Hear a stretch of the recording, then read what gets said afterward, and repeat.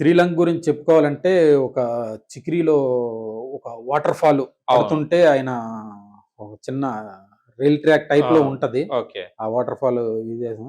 అక్కడైతే మాత్రం భయపడ్డాం.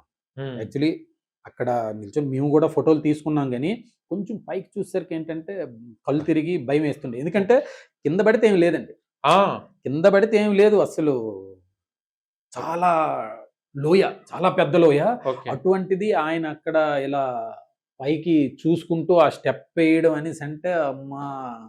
వా ఏమాత్రం అసలు డైరెక్టర్ గారు వద్దనేసారు. అయినా ఆ! సరే లేదు చేద్దాం, చేద్దాం అని చెప్పేసి ఆయన రిస్క్ తీసుకొని మరి నిజం మేము గూడా కొంచెం ట్రై చేసాం. పైకి చూసి ఫోటోలు అమ్మ భయమేసింది.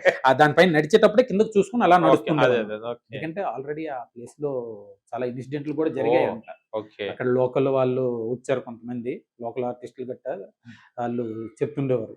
చాలా డేంజర్ ప్లేస్ ఇది. అటువంటి ప్లేస్‌లో ఆయన ధైర్యానికి మాత్రం మెచ్చుకోవాలి.